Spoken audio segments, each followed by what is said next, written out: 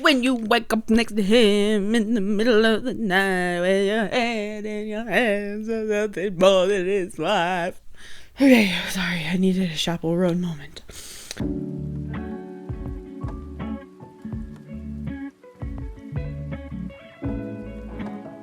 Welcome to Natalie and Company. I'm Natalie. You are the company that I do like to keep occasionally. Today, do I have a video for you and your gamer boyfriends, or your gamer girlfriends, or your gamer non-binary partners, or your gamer self. Gaming. I feel like oftentimes gaming and reading have like a very intense intersection because a lot of the focus of both gaming and reading is storytelling and how storytelling as a medium can be manipulated to inspire others' feelings or thoughts or experiences for the people who partake in them. And I think that that's why there's that joke that keeps going around on the internet about how all readers date gamers. And I mean, I'm not saying that that's the case for everybody, but it is the case in my life. Just sitting long hours, immersed in a singular world, like, gaming is very reading coded, if you get what I mean by that. So, I thought that it would be fun and quirky and cute to give some book recommendations based on some video games. Maybe one of these is your favorite. Not everything is here, but I do think that I got the most important points of discussion. When I started playing Hollow Knight, I never stopped. I've never stopped. I've never finished playing Hollow Knight. But that's because I'm horrible at platformers. I think it speaks a lot to the story of the game that I am able to persist through my platformer tribulations because of the story, because it's so entrancing, because the environment that Hollow Knight has created is so melancholy, beautiful. I just love being in that world, and that world reminds me so much so of The Graveyard Book by Neil Gaiman. This sense of death and melancholy and acceptance, but also like the conversation about what acceptance is and what acceptance means. It's so innate in both of these stories. I feel like this is such an amazing comparison. And just like Hollow Knight, this book is just like a compilation or a collection of our main character, a boy who lives in a graveyard, meeting a strange and wondrous cast of ghostly people, just as Hollow Knight does. And I think that,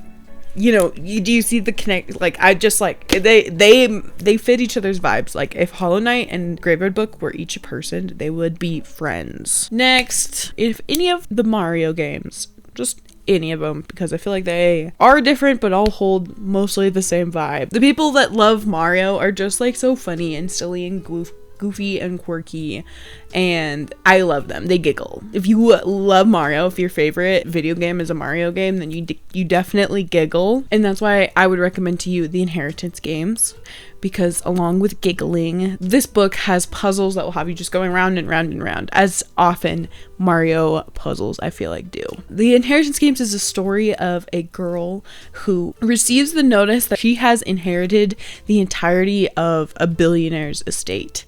And in inheriting this, her only stipulation to receive the money is that she has to live in the mansion with the disinherited family for an entire year. And if she can do that, she gets the inheritance. This billionaire that has passed away was, honestly, he kind of fits the profile of a lot of like Mario villains, and like, ha ha ha, I've placed obstacles in your way. These just hold a very similar silly, goofy vibe. In that same vein, different tone, we have the Zelda franchise. And I know that there's a lot more complexity to this than like your average Mario game there might be, but I do think the vibes across almost all the Zeldas are fairly similar. And that's why I have given The Golden Compass by Philip Pullman here's a recommendation, because I think that this world holds a similar level of wonder to the Zelda world. The speculation that can be created from the lore, from the events, it holds a very similar level of whimsy and also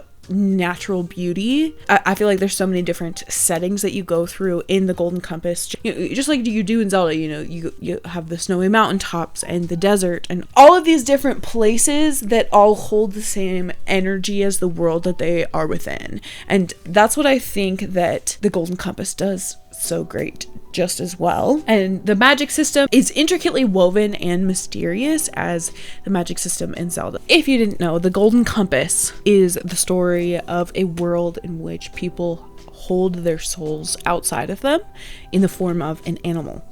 And there's somebody kidnapping children because the children's souls are more volatile. They can change shape, whereas you get older, these souls pick one single shape and they stay that shape for the rest of the adult life. And it's this journey of this girl on an adventure to defeat these people, combat these people, and all kinds of things.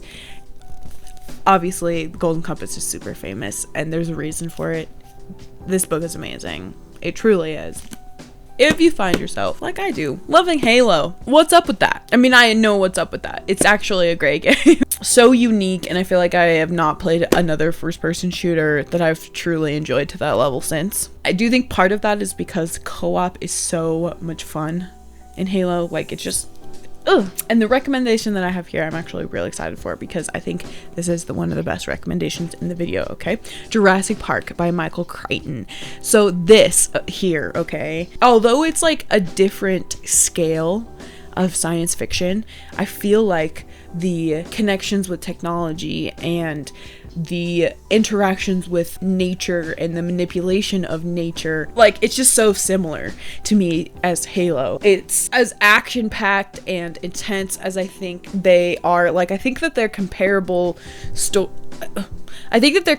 stories in pace and action and things like that. And I think that they hold a similar level of grit. Like, the dark elements and the dirty parts and the grimy pieces of the story feel very similar to each other in Halo and Jurassic Park. Jurassic Park. I feel like everybody knows what this is about, but if you didn't know what Jurassic Park was, dinosaurs. They come back and they fuck shit up. If you love Halo, you should pick up Jurassic Park because I think you would have a great time. This next recommendation is kind of cheap, but if you love the Witcher series, the RPG, the Witcher series, I recently just finished playing this with my boyfriend, as in he plays the video game and I sit next to him and tell him what to do, and it was great. I loved it. Like, super enjoyed it. And if you really love The Witcher, you should just read the Witcher books. This is The Last Wish. It's only 300 pages, which, so far as like an introduction to a fantasy world goes, easy reading. I just feel like this is just like a great starting point for anybody even that has never read fantasy and has only ever like watched fantasy. I think that this, comparative to other intimidating ones like Game of Thrones or things, is a great jumping off point for people that have never enjoyed fantasy reading and have only ever enjoyed fantasy in other elements. The Last Wish is the story of Geralt, who is a witcher, which is a monster hunter in this world that we are venturing into. These witchers are very looked down because they're genetically mutated, and there's a lot of racism in this book. And this is the beginning of his tale and his experience being caught up in fate's wiggly fingers. And like, Geralt is like one of my favorite fantasy characters ever, and so you should just read the book too. Now, if you really loved Baldur's Gate adverse to Witcher, I loved Baldur's Gate. I became obsessed with it. Truly, honestly, one of my favorite games ever, right? I do really think that in a similar level of whimsy, Stardust by Neil Gaiman, another Neil Gaiman, because while I don't think that the Stardust story is as expansive as I think the Baldur's Gate experience is, I do think that Stardust holds so many amazing gems for people who love fantasy and all of the ways that it can be flexed, because I think that Stardust is so unique in its direction as a fantasy book. And also, it's not a series, it's its own singular told story, and I think that that's really great. Crawl out through the fallout, baby. Fallout. Just finished playing Fallout 4 with my boyfriend. Again, he plays, and I tell him which dialogue options to pick. If you like Fallout, the series in general, I have a big inkling that you will like The Princess Bride by William Goldman. If you've ever seen the movie, this is great. It's like getting to experience the movie for like 8 hours while you read, and so it's like much more immersive experience than the movie, even though the author did work on the movie, so the movie is a really great adaptation of it. It really is. But here I feel like the satirical twist that William Goldman puts on The Princess Bride is so similar to the satirical twist that the writers of Fallout have put into their games. Here we're twisting fantasy to William Goldman's whim, and Fallout does the same for sci-fi video games as a genre. I think they both really subvert a lot of expectations and create very unique experiences within their own genre, and that's why I think that The Princess Bride would be a great read for those who like Fallout. The Princess Bride, if you didn't know, is about a woman, Princess Buttercup, who falls in love with a farm boy, and then the farm boy disappears, and then she's kind of being forced into marriage with this really, really horrible man, and it's just like a story of misadventure from the very beginning. I'm really proud of this recommendation. I think this is my second best. If any of the Bioshock games are your jam, pick up Akira by Katsuhiro Otomo. Seriously, pick this up. It's so good, and the elements of bioweaponry and technological madness, power and power structures, like I feel like they're so similar in the way that they use technology to create certain themes. Seriously, so amazing. Akira is so good. I haven't even finished the entire series yet, but we're halfway through, and like this is absolutely going to be a manga that I'm going to reread over and over and over again, because I think that they're just similar to Bioshock. So many Easter eggs and tiny elements and clues that culminate in this gigantic reveals and these personal interactions of like morality and science and all of that stuff, all of that good, science fiction jazz. It's so good. Akira is about a kid named Tetsuo who suddenly develops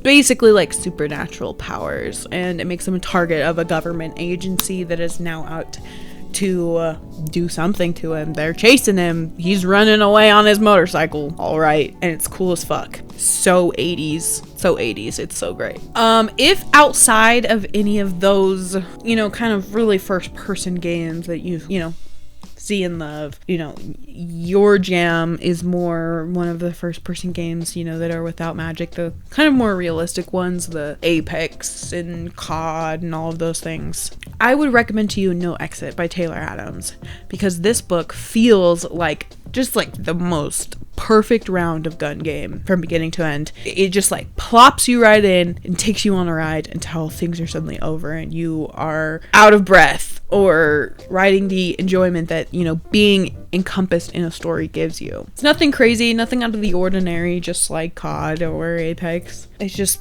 plain old thrills and chills for you. But if that's not enough for you, if your first person shooter needs a little magic, like Valorant, League, Fortnite, Overwatch, literally there's tons of them, boy do I have a recommendation for you. The Saga comic series is something that I think any enjoyer of a first-person shooter with magic would love. It is an immersive, brightly colored, hilarious sci-fi comic about a couple, Romeo and Juliet, if you will, because they are from different planets that are warring, have a baby of their own, and the governments of each of those planets begins to hunt them down. I cannot recommend this series enough because the art is absolutely stunning. After a couple year hiatus, they did just come back with the next volume, so the series is back up and running again, and this comic book series is just so great. It's so well done. I love the art in here, and as you keep reading with the series, so much evolves and changes, and you learn so many different new things, and it gets almost fantasy-like in a way with how deep into science fiction that they go. It's so good. Seriously, anybody out there I think would really enjoy this. It is an adult comic, so do not give this to a young kid, please. If you love Disco Elysium, I feel like you're probably already a reader because the experience of Disco Elysium literally felt like an audiobook. But outside of that, I think that you would absolutely love Industrial Park by Patricia Galvao. I have this book somewhere, but I'm literally so mad because I can't find it. This book is a conversation about the working class in Brazil during their industrial revolution. Women were suddenly needing to move away from working in the home or doing home work things like sewing or mending or any of those types of jobs and needing to move into factories. And it's basically this poetic long form poem that tells the story of this group of workers and their dissatisfaction with the lives that they have been dealt and their determination to bring about better opportunities for themselves. It's so amazing, and the conversation feels so alike the conversation that Disco Elysium has about the ways that political intentions and ideas interact with each other. That's kind of like a niche recommendation for a small niche of people, but if you read it, let me know, because I've never met a single other person in my whole life who has read it, and it's great. If a holy fuck-ass horror game is one of your favorite, I think that you should pick up You've Lost a Lot of Blood by Eric LaRocca. Eric LaRocca is so entirely disturbing.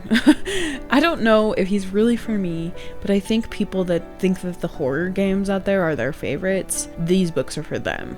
You've Lost a Lot of Blood is the story of a serial killer and his lover, and it very much devolves from there. Gore warning, obviously check every trigger warning on all books that you read, but specifically anything by Eric LaRocca, check out the trigger warnings. And if you don't care about those trigger warnings and you love horror games, I really think that you would enjoy Eric LaRocca's style, his vividness, and just all of those elements tied together would create a great horror experience for a horror lover.